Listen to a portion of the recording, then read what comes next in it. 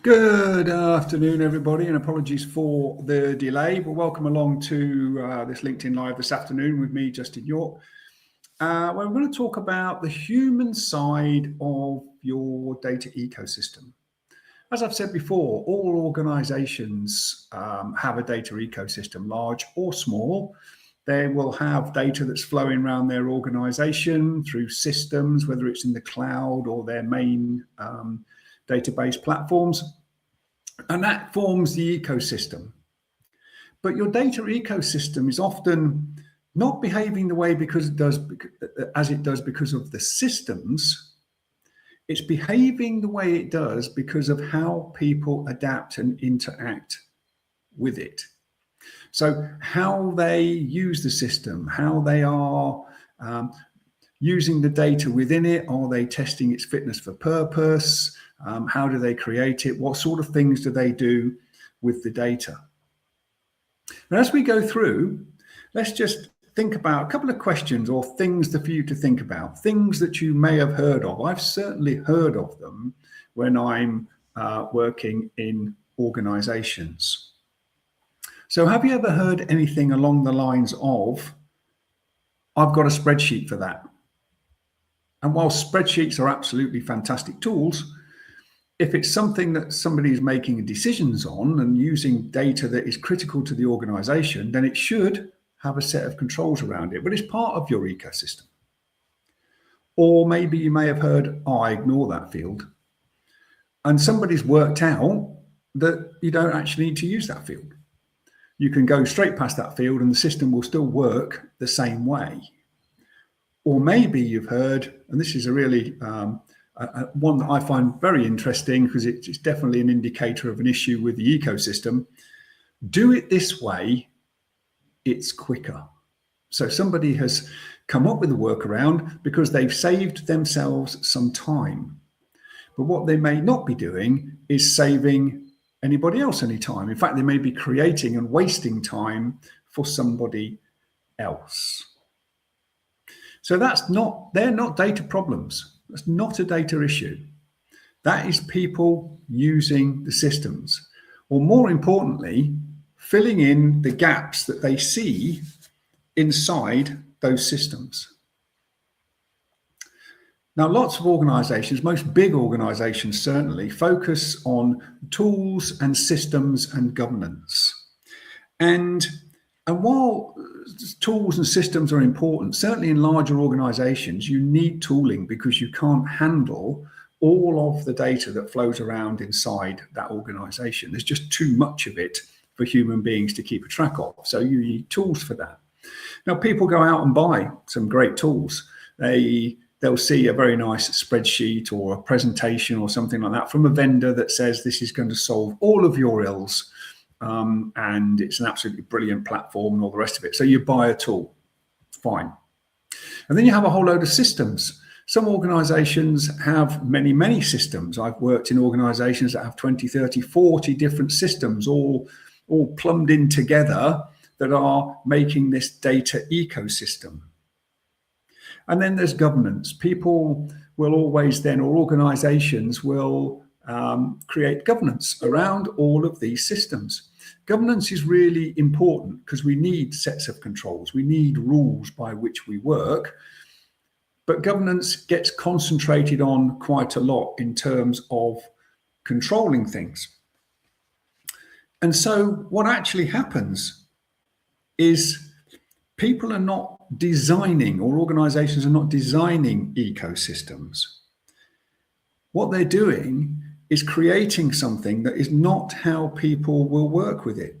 So what you need to do is figure out, how do they actually work with that data ecosystem? And I find, as I journey around in different organizations and have done in the past, there are typically 5 human drivers that you see happening all the time. Pressure is the first one. And people are under pressure to deliver, whether it's against deadlines or reporting or decisions. And what we find is that when somebody says, there might be a senior manager or somebody comes in and says, I need this report and I need it today. So people drop everything and they rush around and they create the report and they give it to them and they go, oh, that's great. I'll use that at the board next week. Well, that's not an urgent requirement. It's created undue pressure on the people that are doing the work. Or maybe for reporting, people want to say, well, I need a report because I'm going to the board, and then people rush to get reports out, or maybe it's a short notice thing that happens in the organization. And so people put that thing together, but they're under a lot of pressure, and people make mistakes when they're under a lot of pressure. And sometimes people will say, I need a decision, but I need it now. And you think, so, well, I can't really do it now. What I really need to do is give it an hour or two, look at some more material, but they want to know instantly. There's this thing now about having almost instant ROI. People want decisions and they want it done really, really quickly. It's one of the side things that comes out of having something like AI.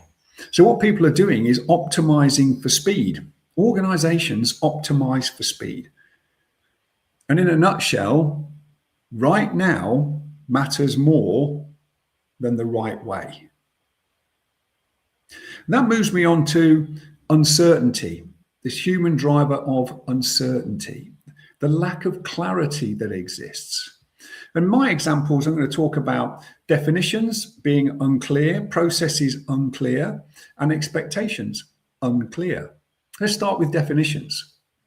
I've mentioned this before, where we talked about last week, the week before, I was talking about a definition of the term bi-weekly, which can mean twice a week, or it can mean once every 2 weeks. And depending on the context of its use, so who is using that definition, depends on how people read it. And what they get from it. So if you've got HR, for example, that use bi-weekly as twice a week, and finance use it as every 2 weeks, then if they're talking about something that involves the term bi-weekly, they are reading it differently. Their perception of what is being said is different. So we need definitions that are really, really clear, because if we don't have clear definition, we're not going to understand what it is that we are talking about. When that happens, people start to fill in the gaps themselves, or they make their own judgment based on their perception of what they understand. It's the same as processes.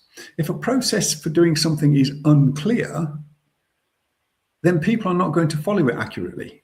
They're not going to be able to say, I see a process, I follow all those steps, but if you don't see what it's doing or what the outcomes are, or maybe there's bits of it that don't work particularly well for you, then that process becomes unclear, and therefore people create their own processes, their own views, their side processes, their workarounds.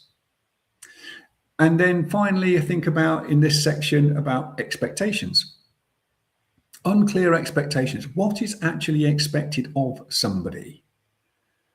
Because you can't get that from osmosis. You can't get that from reading minds.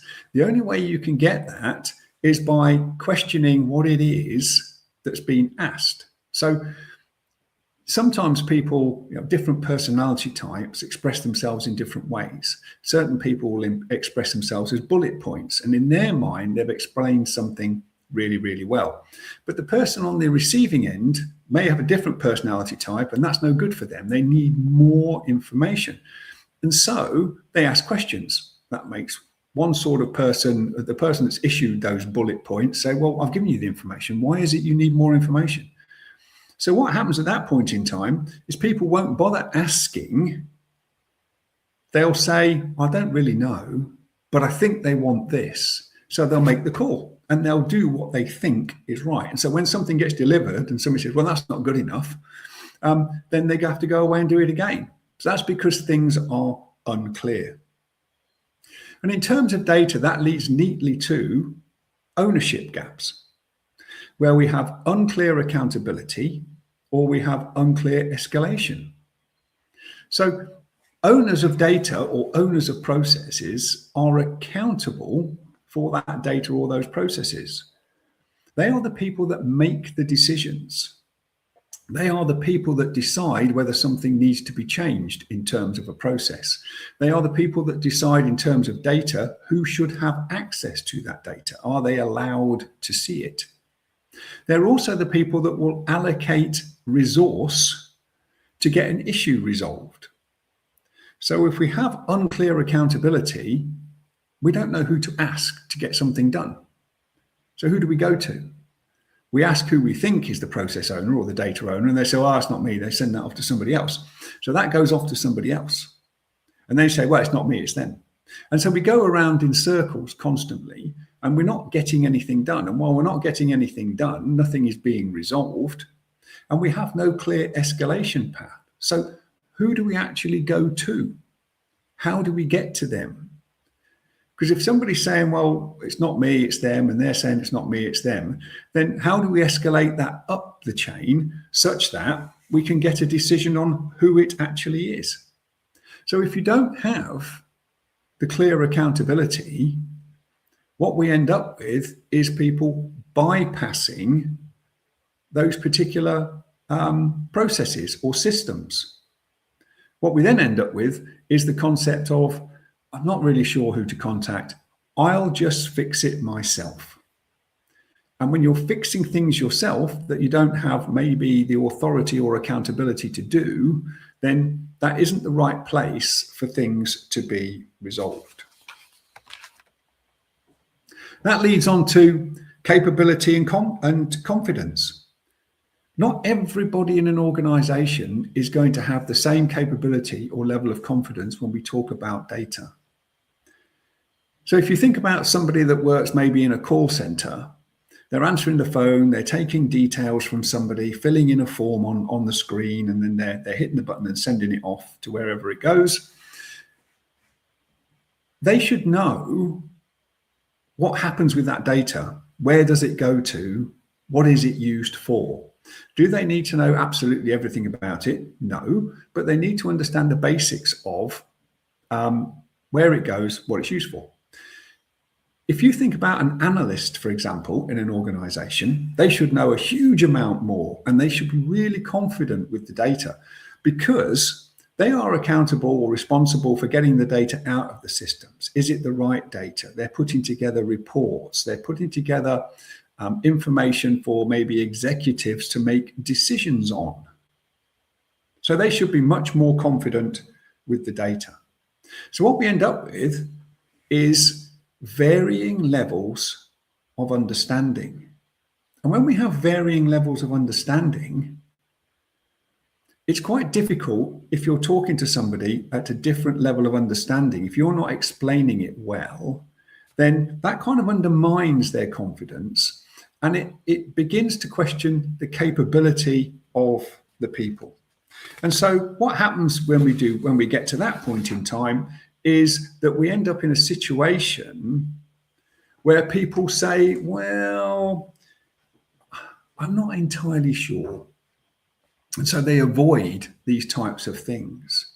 They avoid them. And then what they do when they've avoided them is they say, I'll do what I know works. And that may not be following the process.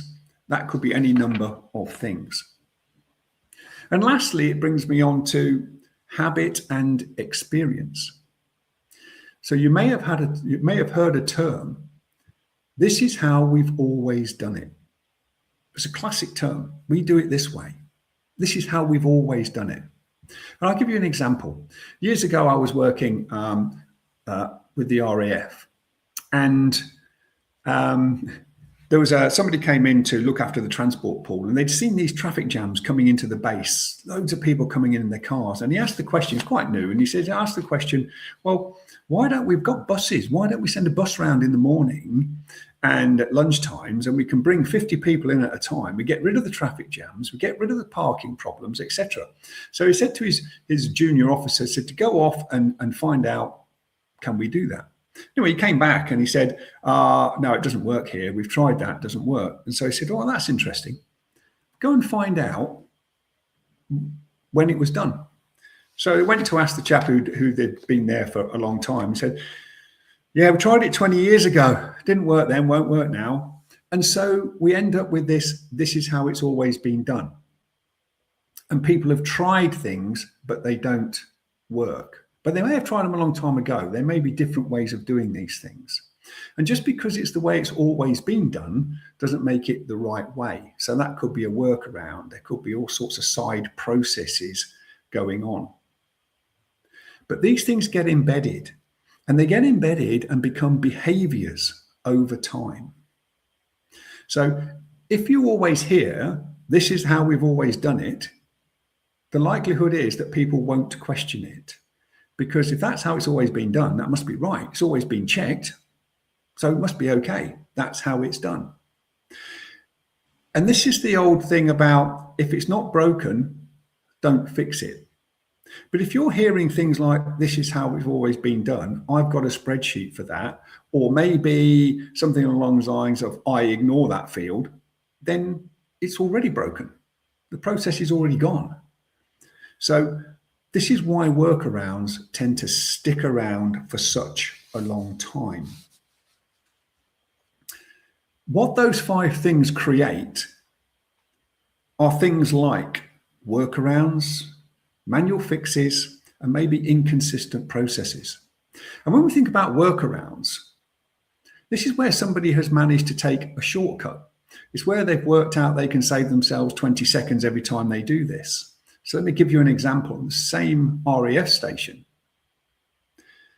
An engineer on an aircraft, they'd worked out that on the system, the engineering system, if they just selected, in terms of the fault, if they just selected other, they could type XXX in the text box and then move straight through the application. So they didn't have to search for the actual fault. They didn't have to put loads of details in and all that irritating stuff. And they saved themselves a lot of time by putting this data in.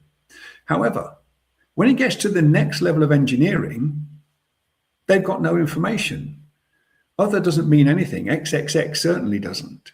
So they're thinking, well, what's happened there? So they then have to investigate it. They're going to have to look at all the documentation. They have to go and figure out for themselves what the actual problem was. So saving a minute or two at one side creates nearly an hour's work a bit further down the line. Can you fix that? Yeah, of course you can. What you do is you send it straight back to the person that created it and say, sort it out.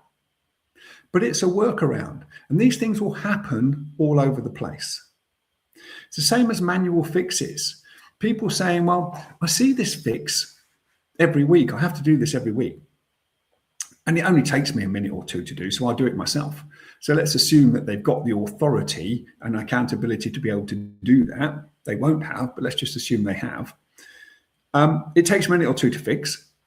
But what that then creates is a whole load of work somewhere else. So it's pretty much the same as the workaround, except instead of the just taking a shortcut through the system, what we're actually doing is finding something and going, well, I should probably look into that, but actually I'll do it really quickly because I know the answer. And then what we have is inconsistent processes.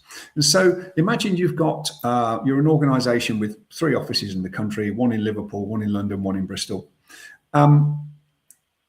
And if we've got lots of different workarounds going on, lots of little fixes and lots of little side processes, what we might find is that the same task is done differently in Liverpool, London, and Bristol, which is no good to us in terms of ecosystems and data if we have to track back and look at something where a problem has come from.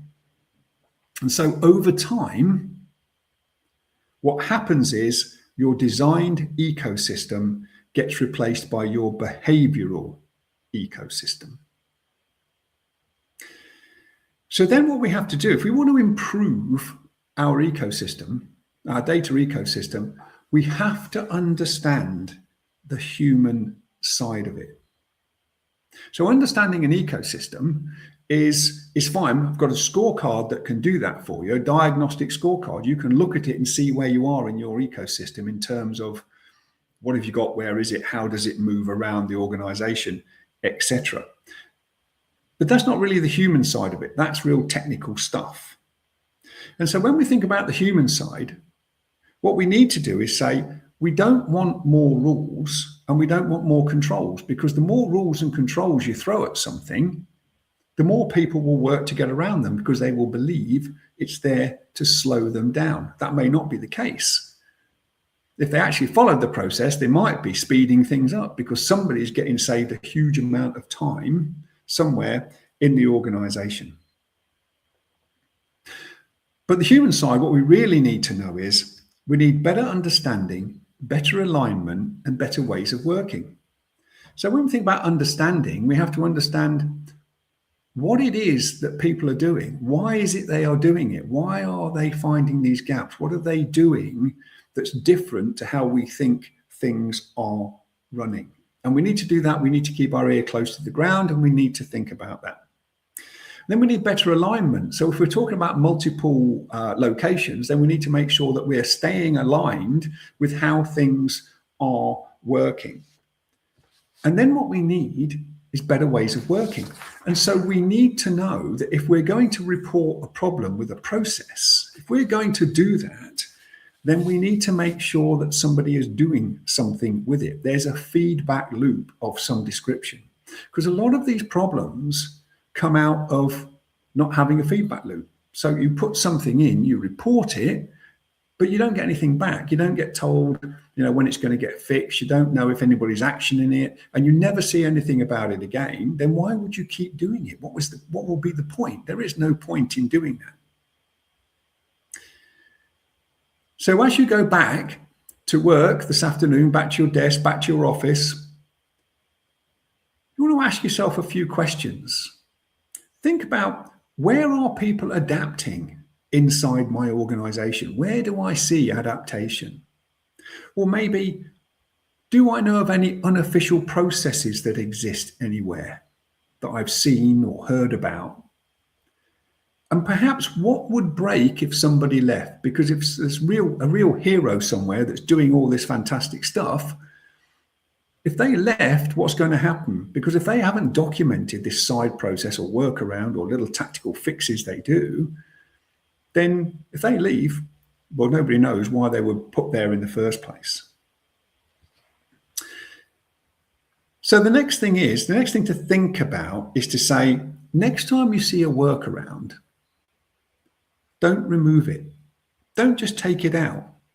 Ask, what is it doing there? Why does it exist? Find out which of the pressures created it. Is it workload? Is it delivery schedules? Is it reporting? What is it? What is it that's creating the need for that process, that side process to exist? And finally, you need to ask, what gap is it actually filling?